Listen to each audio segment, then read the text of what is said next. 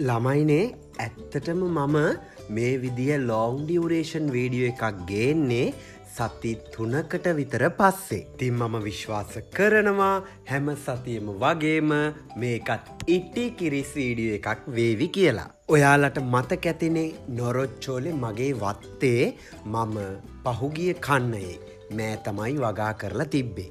ඉතින් අපි බලමු මෙදා සැරේ මට මොකද උනේ කියලා. ඕන්න ළමයි බීජ පොළොවේ හිටවලා හරියටම මෑ පළදාව ගන්න මට මාස 2මාරක් කල් ගියා. සාමාන්‍යයෙන් මෑ වගාවකින් මාස 2කින් අස්වනු නෙලන්න පුළුවන්. නමුත් මගේ වගාවේ හරියට මල් පිපුණේ නෑ. ඒ නිසා වෙනදට වඩා වෙනස් ක්‍රමයකට මේ වගාවට අමතර සාත්තුවක් දෙන්න සිද්ධ වුණා. ඒකයි මෑ වගාවේ පළවෙනි අස්වැන්න, ඒ කියන්නේ පළවෙනි මෑ මුරය කඩන්න මාස 2මාරක් කල් ගියේ. හරි, මම ඔයාලට මුලින්ම පැහැදිලි කරලා ඉන්නම් කොහොමද මම මේ මෑ වගාවේ අස්වැන්න වැඩි කරගන්න. ඒ කියන්නේ අස්වැන්න වැඩි වෙන්න නම් මේකේ පිපෙන මල් ප්‍රමාණය වැඩි කරගන්න ඕනනේ. ඒක කරගත්තේ කොහොමද කියලා. නැත්තම් මට විසුමක් වෙන්නේ කමෙන්ට් සෙක්ෂන් එකේ අයියේ කොහොමද ඒක කළේ කියලා ඔයාලා අහනවා. ළමයිනේ පවර් කේ සහ වෙජිමැක්ස් ඔය කියන දියර පොහොර වර්ග දෙක එකට කලවම් කරලා ගහලා තමයි මේ මෑ වගාවේ අස්වනු වැඩි කරගත්තේ. මේ වීඩියෝ එක බලන ඔයාට ඇතිවෙන්න පුළුවන් තවත් ප්‍රශ්නයක් තමයි කොහොමද ඉනි හිටවන්න නැතුව මෑ වගාවක් මේ විදිහට කරන්න කියලා. ළමයිනේ අපේ ගමේ අපිට තියෙන්නේ වැලි පසක්. ඒ කියන්නේ පොළවට කොච්චර වතුර දැම්මත් ඒ වතුර පොළොවේ මතු පිට රැඳෙන්නේ නෑ. දාපු ක්ෂණිකම පොළොවට උරා ගන්නවා. එතකොට මෑ කරල් බිම තිබුණා කියලා කිසිම වෙලාවක ඒවා හානි වෙන්නේ නෑ. එහෙම හානි වෙන්නේ නැත්තම් ඔය තෝර මොන ඉටි ගෙඩියක්ද කරන්නේ? එහෙමද හිතුනේ? ළමයිනේ මෑ අස්වනු නෙලනකොට ඒ අදාළ දිනේ වෙද්දී මෑ වැලේ තියෙන හොඳ මෑ එක්කම මෝරපු මෑ කරල් සහ පණුව කාලා තියෙන මෑ කරල් සේරම එකටයි කඩන්නේ. ඔය දැන් අවුවට විසි කරන්නේ පණුව කාපු සහ පණුව ඇතුලේ රිංගලා ඉන්න මෑ කරල් කෑලි. පණුහානියට නම් ඉතින් ඉනි තිබ්බත් එකයි නැතත් එකයි. උන් කොහොමත් විනාශ කරනවා. අනික පණුහානිය වළක්වන්න කියලා සීමාවකට එහා අපිට මේකට වස එකතු කරන්න බෑ. මොකද මේවා සල්ලි දීලා අරගෙන කන්නේ ඔයාලා නිසා. කෘෂිකර්මාන්තය කියලා කියන්නේ තවත් එක්තරා ව්‍යාපාරයක්. නමුත් ව්‍යාපාරයක වුණත් එතික්ස් කියලා જાතියක් තියෙනවනේ. ඒ නිසා අපිට අමාරු වුණත් ඔයාලා වෙනුවෙන් අපි මේක කඩලා පිළිවෙලකට තෝරලා බෑග් වලට අසුරලා තමයි ඔයාලට එවන්නේ. බය නැතුව සල්ලි දීලා අරගෙන කන්න පුළුවන්. ළමයිනේ මම මේ හිටවලා තියෙන්නේ ලෝරා සන් කියන F1 හයිබ්‍රිඩ් බීජ ප්‍රභේදය. අනිත් මෑ වර්ගවලට සාපේක්ෂව බැලුවාම ලෝරා සන් වල අස්වැන්න වැඩි සහ මේකේ අල්ලන මෑ කරල ගොඩාක් දිගයි. ළමයිනේ ඔයාලා දන්නවද ගොවිතැන් කරනකොට තියෙන අනිත් වාසිය මොකක්ද කියලා? ගොවිතැන් කරනකොට තමන්ගේ පවුලේ සමාජිකයොත් එක්ක නිතරම වගේ ළඟ රැඳෙන්න අවස්ථාව හැදෙනවා. දැන් මේ මෑ ටික ගෝනි කරන්නේ මමයි අම්මයි තාත්තයි.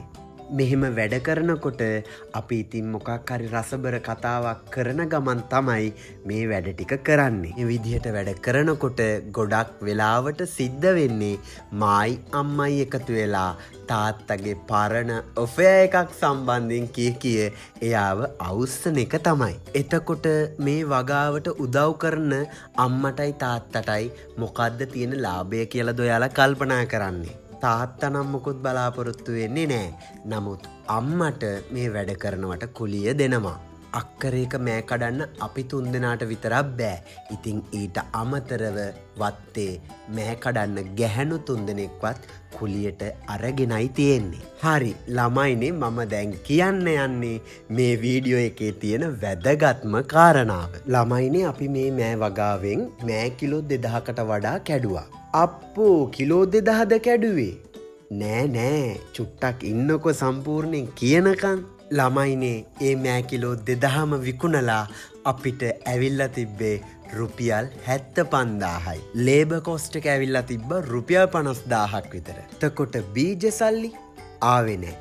කරන්ට් වියදම ආවේ නැහැ. තෙල් පොහොර වලට වියදම් කරපුවා ආවේ නැහැ. එතකොට මහන්සිය ඒක ආවෙත් නැහැ. ඒ නිසා මම තීරණය කළා මේ මෑ වගාව තවදුරටත් තියාගෙන ඉන්නේ නැහැ. අතෑරලා දාන්න ඕනේ කියලා. මයිනේ ගොවිතැනෙන් ලාභ ගන්න නම් අපි නාඩියක් අල්ලන්න ඕනේ.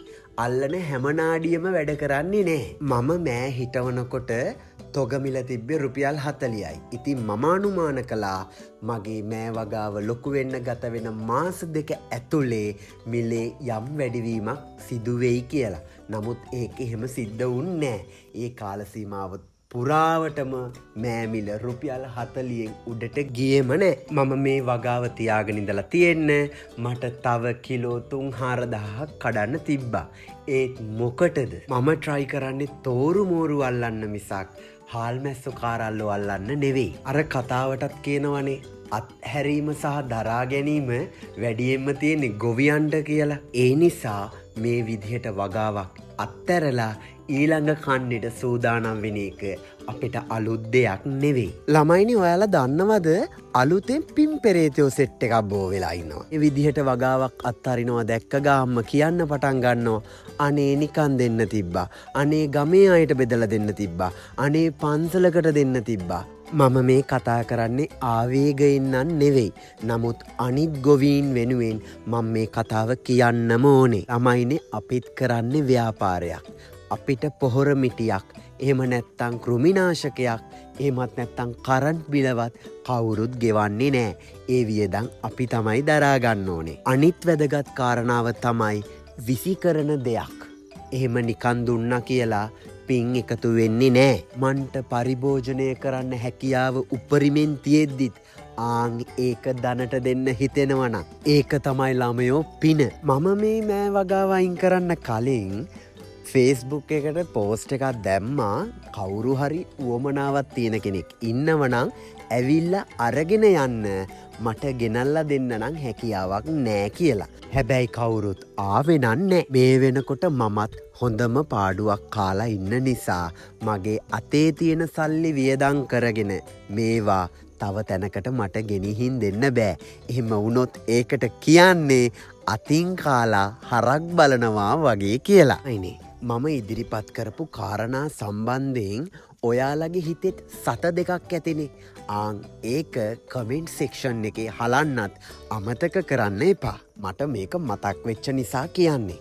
මම ඒ ලෙවල් කරපු කාලේ ලෝකයේ තිරිංගු පිටි නිෂ්පාදනය කරන රටවල් අතරින් ඇමරිකාව තමයි උඩින්ම හිටියේ. එයාලගේ අතිරික්ත නිෂ්පාදනය අහමුහුදට හලනවලු සැපයුම ස්ථාවරව තියාගන්න. ඒක මම නිකමට හිතලා බලන්නයි කිව්වේ. ළමයිනේ ඔයාලට දුක හිතුණද මගේ ගෝව වගාව ගම්වතුරට ගියා. එතකොට මෑ වගාවට හරියමම් මිලක් අහුන්නේ. ඔයාලගේ හිතේ මං වෙනුවෙන් එහෙම දුකක් හටගත්තන අනේ දුක් වෙන්න එපා. මොකද මේ දේවල් හරිම සාමාන්‍යයි. මේවා හරිම පුරුදු දේවල්. මයිනේ ඊළඟ කන්දෙත් මට මේ විදිහටම පාඩු කන්න සිද්ධ වෙන්න පුළුවන්. ව්‍යාපාර කරද්දී ලාභ සහ පාඩු කියන ඒවා සමසිතින් විඳගන්න පුළුවන් වෙන්න ඕනේ. ළමයිනේ හොඳින් මතක තබා ගත යුතුයි. ගොවිතැන කියලා කියන්නේ සමාජ සේවයක් නෙවෙයි. ඒකත් තවත් එක්තරා ව්‍යාපාරයක්. කොහෙන් කොහොම හරි අපටත් දවසක හඳ පායනවා.